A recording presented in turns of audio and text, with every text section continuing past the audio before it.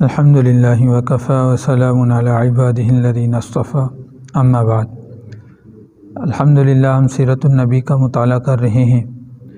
اور گزشتہ درس میں ہم نے بیت اللہ کی تعمیر کا مطالعہ کیا تھا۔ چونکہ اللہ کے نبی صلی اللہ علیہ وسلم کا اس میں عظیم کردار اور عظیم حصہ ہے،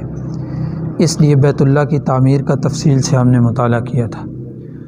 جب بیت اللہ کی تعمیر ہوئی تو اس وقت آپ علیہ السلام کی عمر مبارک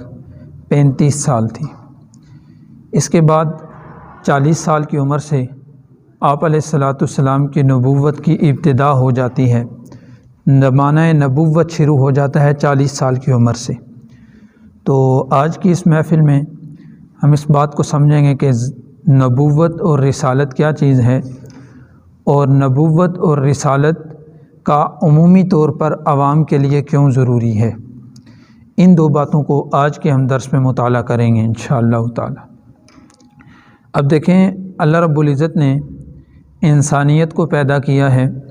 اور اللہ تعالیٰ انسان کے رب ہیں۔ اللہ تعالیٰ نے اس اپنی صفت رب کو خود قرآن کریم میں بھی بیان فرمایا ہے، الحمدللہ رب العالمین۔ رب اب اللہ رب العزت کی صفت ہے۔ اس کے ساتھ ساتھ دیکھیں تو یہ رب اللہ کی ایسی صفت ہے کہ جس میں اللہ رب العزت کی باقی صفات جو ہیں وہ صفات بھی اس میں آ جاتی ہیں۔ اور رب اس ذات کو کہتے ہیں کہ جو انسان کو پیدا کر کے انسان کی پرورش کرتے کرتے آہستہ آہستہ انسان کی پرورش کر کے انسان کو کمال تک پہنچا دے، یعنی انسان کی ضروریات کے تمام تر اسباب اور انسان کی ضروریات انسان کو اللہ رب العزت نے مہیا کی ہیں۔ اب ہم اپنے ارد و گرد میں دیکھیں یا عمومی زمین کی فضاؤں کو دیکھیں تو ان تمام تر کی فضاؤں میں جو چیزیں اللہ رب العزت نے پیدا کی ہیں وہ تمام تر چیزیں انسان کے نفع کے لیے یا انسان کی ضرورت کے لیے یا انسان کی ضروریات کو پورا کرنے میں سبب کے درجے میں استعمال ہو رہی ہیں، مختلف طریقے کی چیزیں۔ اب دیکھیں، آسمانوں اور زمینوں کا وجود، اسی طرح زمینوں میں مختلف طرح کے غلے، مختلف طرح کی معدنیات، اور ان تمام کی تمام چیزوں سے وہ چیزیں حاصل کی جا رہی ہیں جو چیزیں انسان کی زندگی میں سبب کے درجے کی ہیں یا انسان کی زندگی کے لیے ضروری چیزیں ہیں، وہ اس سے حاصل کی جا رہی ہیں۔ تو اب یہ سب کی سب اللہ رب العزت نے پیدا کی ہیں، تو اللہ رب العزت گویا کہ انسان کو پیدا کرنے کے بعد پھر اسباب عطا فرما کر پرورش کر کے انسان کو کمال تک پہنچا دیتے ہیں۔ تو انسان اب دو چیزوں کا مجموعہ ہے۔ ایک تو دیکھا جائے تو انسان کا ظاہری جسم ہے، انسان کے ظاہری طور پر جسم کی ضروریات ہیں، انسان کے اعضاء و جوارح ہیں، ان کا پیدا کرنا ہے، اور پھر اس کے بعد ان اعضاء و جوارح کے متعلق جو چیزیں ہیں، متعلق جو غذائیں ہیں یا جو دوائیں ہیں یا جو اسباب ہیں، ان اسباب کو بھی اللہ رب العزت نے پیدا کیا ہے۔ لیکن اس انسان کے جسم کے ساتھ اس انسان کے اندر ایک چیز روح ہے۔ اب روح کی اسباب کے درجے میں یا ضروریات کے درجے میں روح کی غذا اللہ رب العزت نے کیا پیدا فرمائی ہے، وہ یہ علم نبوت ہے۔ علم نبوت کے ذریعے اللہ تعالیٰ نے اس تک علم پہنچایا ہے۔ اب دیکھیں، ایک چیز ہے انسان کے جسم کی، تو اب انسان کا جسم وہ تو اللہ رب العزت نے اسباب دیے ہیں، اور انسان کے جسم کی رہائش کے لیے، انسان کے جسم کے سکون کے لیے، اور دوسری طرف ہے انسان کی روح۔ اب روح کے طور پر چند اعمال ہیں، ان اعمال کے ذریعے روح کو تسکین ملتی ہے۔ اسی طرح اللہ رب العزت نے وہ علوم بھی دیے ہیں کہ جن علوم کو سیکھ کر یا جن احکامات پر عمل کر کے ہمیشہ کے لیے اس روح کو تسکین ملتی ہے، اور وہ چیز وہ اللہ رب العزت نے اپنے نبیوں کے ذریعے یہ جو علم عطا کیا ہے، اس علم پر عمل کر کے انسان یہ دنیا کی زندگی میں تو سکون پا سکتا ہے، لیکن آخرت کے ہمیشہ کے خزانے سمیٹ سکتا ہے۔ یہ ایسی انبیاء کی تعلیمات ہیں۔ اب دیکھیں، ایک تو ظاہری طور پر جو دنیاوی علوم ہیں، انسان اپنے تجربے کے ذریعے یا سائنسی تحقیقات کے ذریعے ایک علم تک، ایک حد تک پہنچتا ہے، اور بعض تجربات ایسے ہوتے ہیں کہ ایک وقت میں انسان اپنے علوم کو خرچ کر کے اپنے اسباب کو لگا کر ایک نتیجے پر پہنچتا ہے، لیکن چند عرصہ گزرنے کے بعد انسان جدید مشینری استعمال کر کے اپنے اسباب اختیار کر کے اسی پہ تجربہ کرتا ہے تو پہلے کے نتیجے سے کچھ اور مختلف نتیجہ نکلتا ہے۔ اس لیے جو انسانی تحقیقات ہیں، ان انسانی تحقیقات میں نتائج بدلتے رہتے ہیں، وقتاً فوقتاً اس میں تبدیلی آتی رہتی ہے، لیکن اللہ رب العزت کی طرف سے جو احکامات اللہ نے اپنے نبیوں کے ذریعے انسانوں کو دیے ہیں، وہ احکامات ایسے احکامات ہیں کہ جو نبی کو دیے ہیں، جب تک نبی کی شریعت ہے اللہ کے وہی احکامات چلیں گے، اس میں کوئی تبدیلی نہیں آئے گی۔ اور ہمارے نبی کو جو احکامات اللہ نے دیے ہیں، جو فیصلے اللہ نے عطا کیے ہیں، جو خبریں غیب کی اللہ رب العزت نے بتائی ہیں، وہ ایسی ہیں کہ قیامت تک وہی حق اور سچ ہوں گی اور ہوتی رہی ہیں۔ آج جو دنیا کے لوگ، بعض لوگ ریسرچ کرتے ہیں، غیر مسلم لوگ، وہ اسلامی تعلیمات کو دیکھتے ہیں، اگرچہ اسلامی تعلیمات پر ان کا ایمان نہیں ہوتا، لیکن ریسرچ کے طور پر اگر دیکھتے ہیں تو فرمان نبوت کو یا قرآن کے احکامات کو وہ بعینی اپنے نتائج کو کرنے کے بعد بھی اس کی تصدیق کرتے ہیں، لیکن ایمان اس میں نہیں لاتے۔ یہ کیا ہے کہ اللہ نے پہلے ہی سے چند اصول بتا دیے ہیں، چند احکامات عطا فرما دیے ہیں، اور پھر دیکھا جائے تو اللہ رب العزت نے انسان کو جو عہدہ اللہ رب العزت نے بخشا ہے، وہ عہدہ انسان کو اپنی خلافت کا بخشا ہے۔ یعنی اللہ رب العزت حقیقی مالک تو اللہ ہیں، آسمانوں کو اللہ رب العزت نے پیدا کیا، زمینوں کو اللہ نے پیدا کیا، ہر چیز کو اللہ نے پیدا کیا، لیکن ظاہری طور پر انسان کو زمین کے اندر اللہ رب العزت نے خلافت بخشی ہے کہ زمین کے کسی خطے پر کچھ انسانوں کے اختیارات ہیں، زمین کے دوسرے کسی خطے پر باقی انسانوں کے اختیارات ہیں۔ اسی طرح زمین کی بعض چیزوں پر، بعض معدنیات پر، بعض نباتات پر، اسی طرح مشینریوں پر، اور مختلف ایسی چیزیں ہیں، بہت سی چیزوں اگر گننا شروع کریں تو ہزاروں میں ہیں کہ اللہ رب العزت نے انسان کو ان چیزوں میں اختیارات بخشے ہیں۔ اب ان اختیارات کا معنی کیا ہے کہ یہ اختیارات اللہ نے دیے ہیں، یہ انسان اللہ رب العزت کا اس زمین پر خلیفہ ہے۔ اور دیکھیں باقی بھی اللہ رب العزت کی مخلوق ہے، لیکن باقی مخلوق میں کسی کو اختیارات جتنے انسان کو اللہ نے اختیارات دیے ہیں، باقی مخلوقوں کو اتنے اختیارات نہیں بخشے۔ تو اب جب اختیارات بھی اللہ رب العزت نے بخشے ہیں تو اب اس انسان کے لیے کیا ہے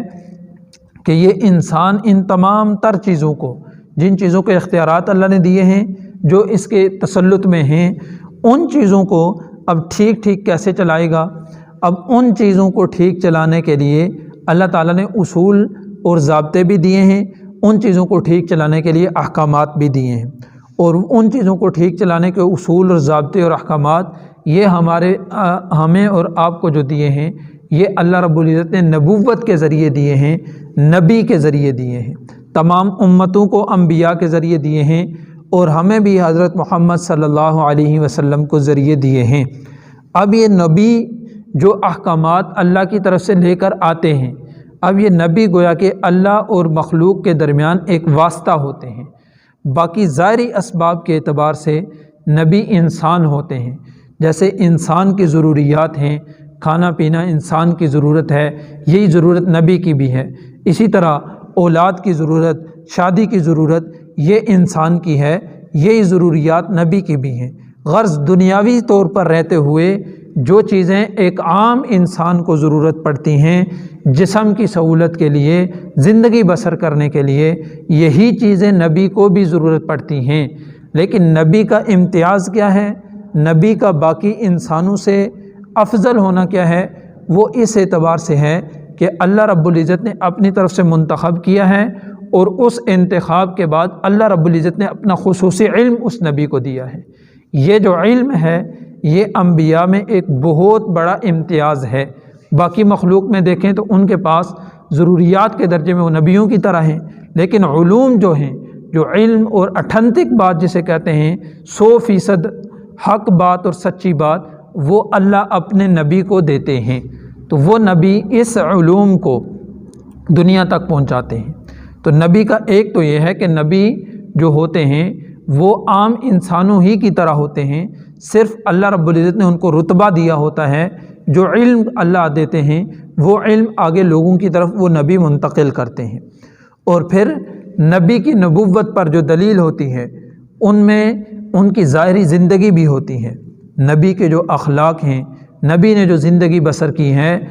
وہ زندگی نبی کی ایسی زندگی ہوتی ہے کہ جس میں اللہ رب العزت ایسے ان کی حفاظت فرماتے ہیں کہ گناہ اور اسی طرح ظلم اور کسی قسم کی برائی بھی ان سے سرزد نہیں ہونے دیتے۔ ایسی اللہ رب العزت نبیوں کو زندگی عطا فرماتے ہیں۔ اور قرآن پاک میں بھی انبیاء کا جو ذکر ہے، بعض انبیاء کو دیکھا جائے تو انہوں نے جب نبوت کا دعویٰ کیا تو جب ان کی قوموں نے مخالفت کی تو انہوں نے اپنی اسی زندگی کو جو نبوت سے پہلے کی زندگی ان قوموں میں بسر کی ہے، اسی زندگی کو بطور نمونہ کے اور دلیل کے پیش کیا۔ اسی طرح ہمارے نبی صلی اللہ علیہ وسلم کی زندگی کو دیکھا جائے کہ آپ علیہ الصلاۃ والسلام کی جو مبارک زندگی ہے، نبوت سے پہلے ایسے عالی اخلاق اور ایسی عالی کردار والی زندگی ہے کہ نبوت سے پہلے جن لوگوں نے نبوت کے اعلان کے بعد مخالفت کی یا نبوت کے اعلان کے بعد جانی دشمن جو لوگ بنے، وہی لوگ نبوت کے اعلان سے پہلے آپ علیہ الصلاۃ والسلام کو صادق اور امین بھی کہتے ہیں، آپ علیہ الصلاۃ والسلام پر امانتیں بھی آپ کے پاس رکھواتے ہیں، اپنے فیصلے بھی آپ علیہ الصلاۃ والسلام سے کرواتے ہیں اور آپ علیہ الصلاۃ والسلام کی تعریفیں کرتے ہیں۔ ایسی زندگی اللہ نبی کو اللہ دیتے ہیں۔ لیکن بعد میں جو نبوت ملنے کے بعد جو ان کی مخالفت ہے، وہ مخالفت برائے مخالفت ہے، مخالفت کسی دلیل کی وجہ سے، کسی ثبوت کی وجہ سے نہیں ہے، مخالفت برائے مخالفت ہے وہ۔ تو یہ انبیاء کی زندگی یہ گویا کہ ایک دلیل اور ثبوت کے طور پر ہوتی ہے امت کے لیے کہ یہ نبی ہیں۔ اور پھر انبیاء علیہ الصلاۃ والسلام کو اللہ رب العزت اپنی طرف سے معجزات بھی عطا کرتے ہیں۔ اب معجزہ کسے کہتے ہیں؟ کہ معجزہ کہتے ہیں کہ اسباب کے درجے میں انسان اس کسی چیز کو حاصل نہ کر سکے، اسباب کے درجے میں انسان ایک حد تک نہ پہنچ سکے، اسباب کے درجے میں انسان اگر کوئی کام نہ کر سکے تو اللہ رب العزت ما فوق الاسباب، اسباب اختیار کیے بغیر نبی کو اس نبی کے ہاتھ پر وہ کام ظاہر کر دیں، نبی کے ہاتھ پر وہ چیز حاصل کروا دیں، تو اس کو معجزہ کہتے ہیں۔ تو اس طرح کے معجزات بھی انبیاء کی زندگی میں مختلف اللہ رب العزت نے دیے ہیں تاکہ اس نبی کی جو اللہ کا فیصلہ ہے اور اللہ نے جو اس کو نبی بنا کر بھیجا ہے، ان نبی کی نبوت پر لوگوں کا یقین پختہ ہو، اور پھر ان نبی کی نبوت کے ذریعے ان کو واسطہ بنا کر اللہ اپنا پیغام لوگوں تک پہنچاتے ہیں۔ یہ منصب نبوت ہے یہ۔ تو یہ باقی انبیاء کو بھی اللہ رب العزت نے عطا فرمایا ہے۔ حضرت آدم علیہ الصلاۃ والسلام یہ پہلے انسان بھی ہیں، نبی بھی ہیں۔ پھر حضرت آدم علیہ الصلاۃ والسلام سے آگے چلتے جائیں تو بہت سے انبیاء کو اللہ رب العزت نے یہ نبوت کا سلسلہ یہ عطا فرمایا ہے۔ اور یہ جو نبوت ہے، یہ نبوت یہ ایسا منصب ہے،